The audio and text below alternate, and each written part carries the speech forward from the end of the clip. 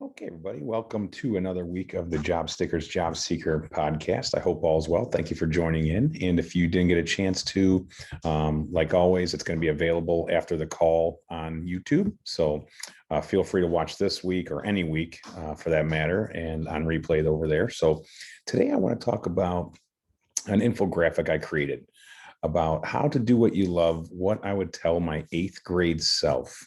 And essentially, I had made a kind of a playful, interactive infographic that just kind of has and actually, I'll share the screen so you can see, that has kind of a pathway, if you will. And let me share the screen right here. And we'll go right there. So essentially, you can see right here, I said, what I would tell my eighth grade self is first find something you love and find some friends with the same interests in high school, collaborate and share some ideas, improve upon those ideas and grow together, and continue growing your own skills and network, and educate yourself with mentors on this subject matter. Then help others who are starting out and teach them about what you know. Do this for 10 consecutive years, make some money doing what you love.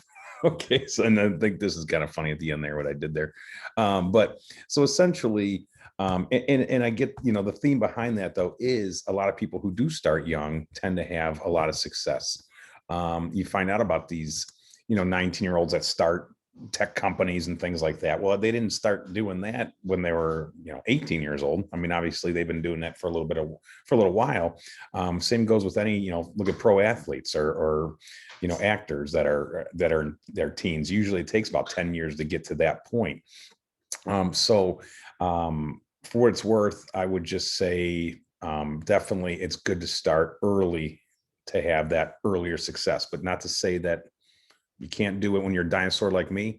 It's going to take some time to get to that point. And so what I want to do is give you some ideas here and just some motivators. The first thing is, have a vision of your dream job and think about your job drivers. What's important to you?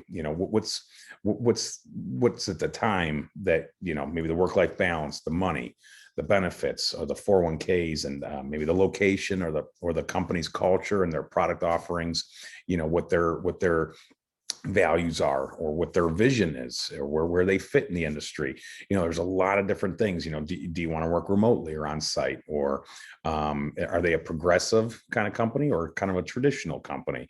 So you got to kind of start to feel that tickle in your belly. What gets you motivated and excited? And it's different for each person. And so you want to do some of that, kind of internalize and visualize just what motivates you. What's your passion? What can you do that will make you happy in 2 weeks or 3 months or a year? And then when it comes down to the nuts and bolts, be pragmatic though about your daily job hunting activities. Do what makes sense for you and what the company's hiring managers and recruiters are expecting. Know that it's a tough market and it seems like we're going to be hitting a recession again.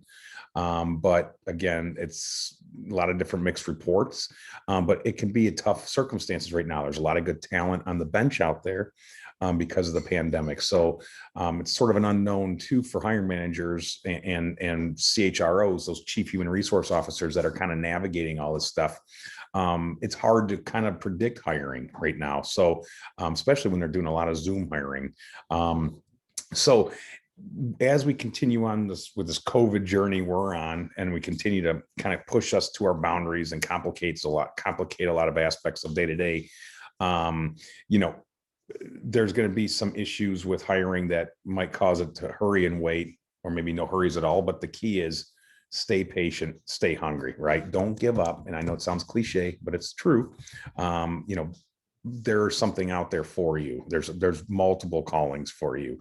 I believe in that. There's a couple careers for everybody, I think. But be realistic in what you can achieve.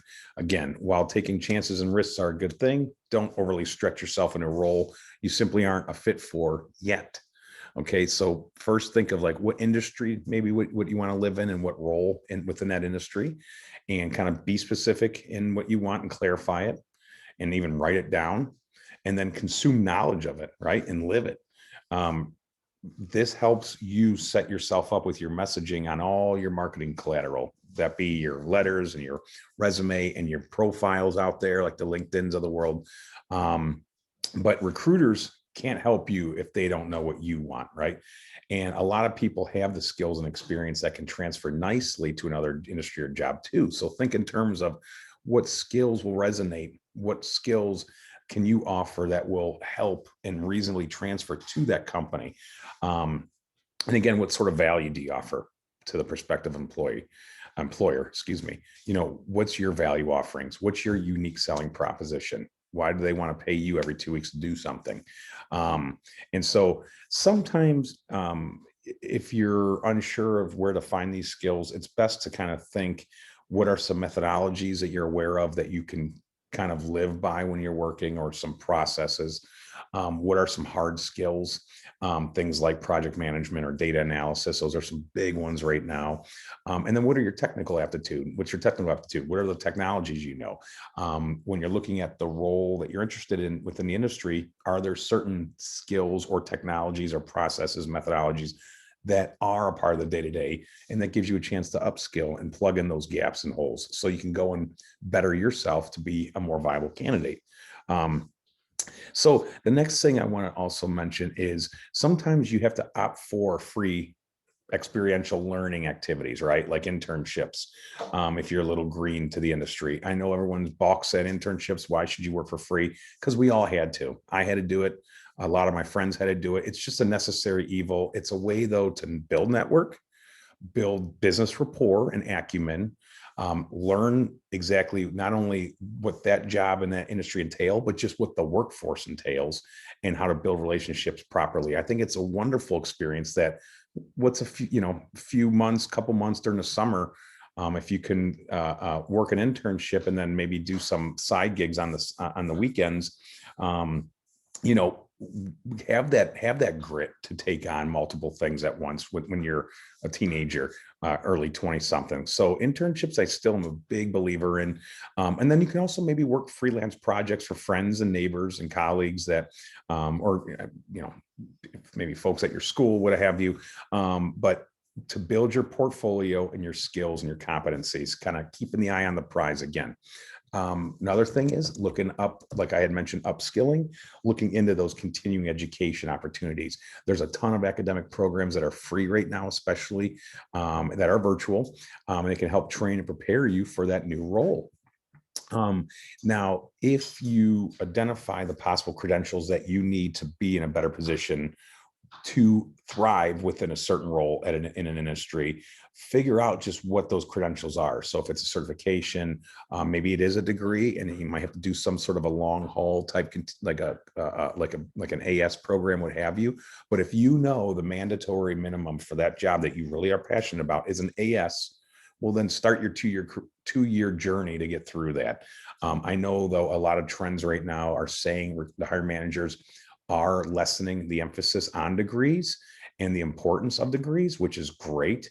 I just don't think it's everyone's cup of tea yet. So again, play the game. If this is the world you live in and they have expectations with certain education programs, it's out of your hands. It's either you get it or you don't. Again, there's free ones though. Udemy, that's Udemy, and then Coursera. I love those two. And there's also oh gosh, well, I'm not gonna Allison's the other one. So those are like the top three that I'm seeing that are offering a lot of nice continuing education opportunities, as well as actually LinkedIn just started doing this too this past year. So look into LinkedIn as well. And then when you're in these courses, track the things you're learning. When you find out the coursework, really try to understand what is that relate to that world I want to live in, and within that process, the day-to-day functionality, where does that fit into that? And then soak in that knowledge you're gaining and track the things you're learning, because those might have methodologies or technical aptitude that you're gaining there, or certain hard skills. So that's where you want to start tracking these awesome things you're learning. You don't want to just learn them and forget about them. Learn them, know how to implement them, and actually utilize whatever it is you're learning. And so the goal again, to understand how to be a better employee in that type of role or industry that you're passionate and you're shooting for. It's all it is. You're trying to get your subject matter expertise built up. And then again, eventually you'll train someone else on this stuff. So another thing I like, industry networking opportunities, find membership groups or industry pros. So, go look at, if you want to be a marketer, go look at AMA, American Marketing Association, figure out where they have virtual events and start networking with folks and give them value, offer them some insights as to what you feel. I mean, everyone has some opinions on things. And if you can kind of formulate the opinion with a nice little argument with it in a nice manner, it can resonate with some people that are in the industry that might want to maybe tap you for some work or a project. So, the networking is the number one way to get a job. It'll never go away. So, kind of thing. Not to say that you have to go that route, but the more you put yourself out there and network, obviously, the more it might come to you. So I love the membership groups, joining the groups and then being engaged in the groups and then offering something to the group rather than asking. Do the research of the new field and the job target. And the best thing you can do is Google News alerts, and then the salary.com, Glassdoor type websites, and then LinkedIn. So, because you need to get a feel for the way the industry and those companies operate in the world and what's their function, and then breaking it down to a micro level. What services do they provide to others? What types of jobs are in that industry, and what are those functions within those jobs? What are the tasks? So then you can really nail down with what excites you to understand by understanding the complete picture. So the other thing here is, I have here some notes. I'm going off of notes today. Sharing content. So, and engaging on content with people in the industry. People start to recognize your name if you're bringing insightful comments on their posts. That is going to be a LinkedIn treasure trove.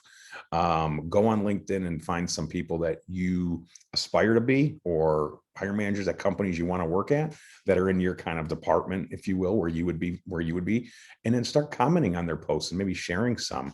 LinkedIn, Indeed, LinkedIn, Twitter, and Facebook. Those three, I would say, are super huge for that kind of engagement, where you're going to get people to actually kind of see what you're saying, and does it offer them incentive to comment back or maybe reach out to you. Next thing is, you can also volunteer with a group. I know if you are, again, maybe offering your abilities within a local, small business professionals type thing, offer them your time and say, hey, I'm a new professional and I want to work in this area and I want to interact with like-minded people. And I know you guys do events every month. Is there a way I can help and volunteer my time to help with the group? Things like that stand out.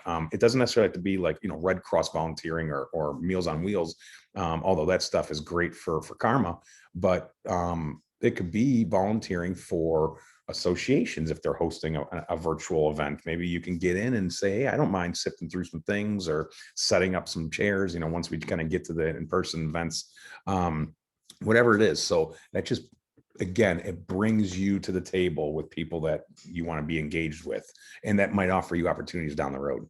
And then stick to a consistent schedule. This is the biggest thing, the stick-to-itness. I mean, a lot of people have skills and experience that transfer nicely, and they actually have value to offer, but then they don't end up, they'll do it for a week and then that's it, and expect results. These are long haul type things. This isn't an overnight fix. Nothing is. So unless it's Dogecoin, you really got to be mindful of, this is for the long journey, your career journey. But I'll tell you what, if you start planting seeds and you do it every day, something, within a month, you've done 30 days worth of something. Then in a year, you've done 365 days worth of something. After 5 years, that's a lot of time spent. And I can guarantee you're going to be way more knowledgeable and have a lot more skills than you did day one. So just keep chipping at it. So boiling it down, think about the situation from the hiring manager's point of view, right? He or she's pulled aside every day, 4 o'clock, to review resumes for an open requisition that's causing them either pain because they can't do something, it's interrupting the workflow, or bottlenecks are being caused because of it, or it's costing them money, or it's not making them money by leaving it vacant. So when they get an ideal candidate, you know, they're looking at the person like, you are the one who's going to help us. So understand that, though. That's why it's such a rigorous process to go through hiring, because they gotta first they gotta source the people, and they got to advertise the job, then they got to and figure out if there's anybody internally or referrals, then they got to source people, then they got to vet people, then they got to interview people, multiple stages, right? Then after that, they got to negotiate salary, then they got to onboard you and do background checks and do verification of employment type stuff and drug tests, and then and that costs, all this costs money, and then they got to hire you and have you be there for a while. And so that's why hiring is such a rigorous process, because in sourcing and recruiting is rigorous, because it's not like they're anti you. It's just, it's so expensive and time consuming to hire someone that they got to make sure they're getting it right. So never think it's about you. It's not. These people are just trying to keep the workflow going. And so that's why they're being selective. So first and foremost, have a positive mindset during all this. Wake up with a smile and try to really tackle your passion by doing the nuts and bolts things, and you'll have a better career livelihood, which should translate into a better happy adulthood.